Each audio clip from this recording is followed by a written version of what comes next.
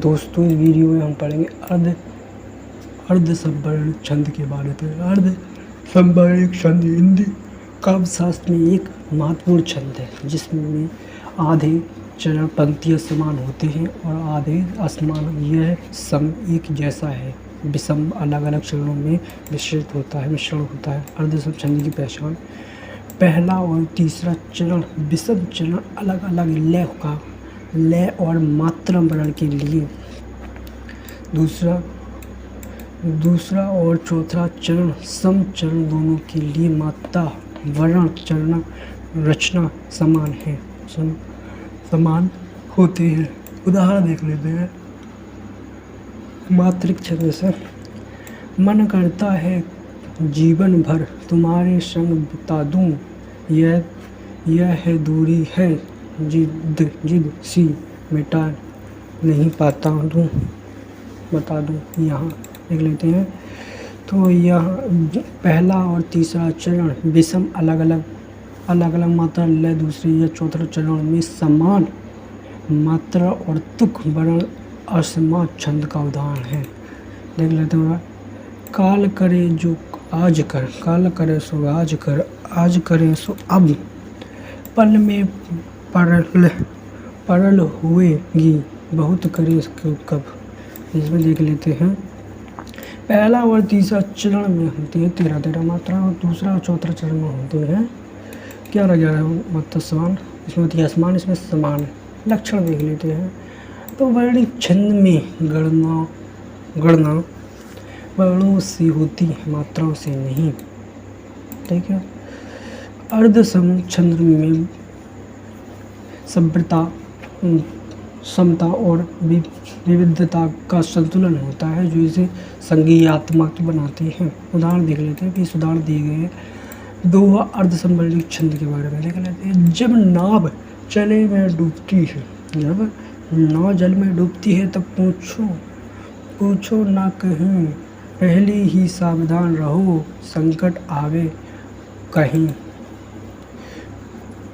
वर्ण देखते हैं। वर्ण पहला और तीसरा चरण में 13 मात्रा असमान है और दूसरा और चौथा में होती है 11 मात्रा। देख लेते हैं। सरोटा छंद, सरोटा दोहा का उल्टा।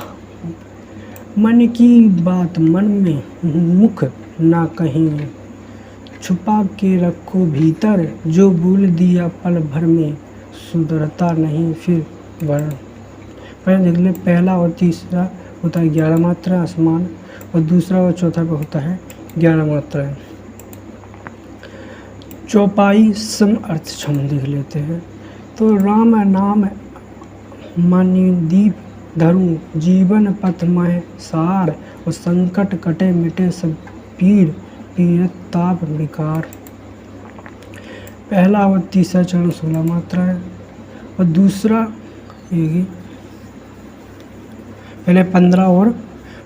पहला और तीसरे में होती है 16 मात्रा और दूसरा और चौथे में होता है 15 मात्रा। ठीक है। उल्टा छंद। जो जगा सो पावेगा, जो सोया सो हार, जागते रहो मन के दीप, नहीं संसार अंधकार। ठीक है। विषम चरण में देख लेते हैं 14 और सब में होती चंद्र चरण में 12 होते हैं। रोला छंद देख लेते हैं। जीवन की डोर छूटे सब तब क्या करोगे प्यारा, अभी से सजो भक्ति रस नहीं, उपछाओ तब तान। हरि गीत का छंद मातुधवन मधुर बन की उल्टा, निराली सुमन सुराल विखारत कोयल, कूक सुनित वह मन हर्ष हो जात। ठीक है। बड़विंद छंद के देख लेते हैं उदाहरण। कहत कबीर सुनो भाई, जग अंधा गुरु नेत्र, बिना गुरु के ज्ञान नहीं यह सत्य अभी। ठीक है।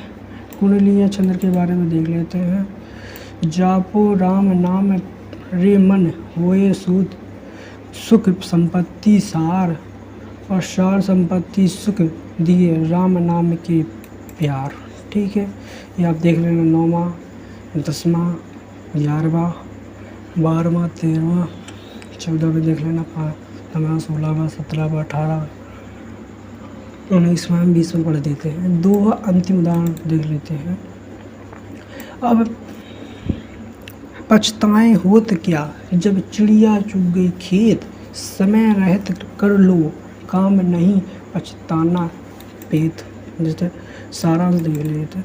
अर्ध समछंद में 2 चरण समान और 2 असमान होते हैं। यह 2 सरौठा हरिगीत का आदि मुख्यता के प्रयुक्त है। वर्णिक छंद में अक्षरों की गणना महत्वपूर्ण मात्राओं की नहीं है।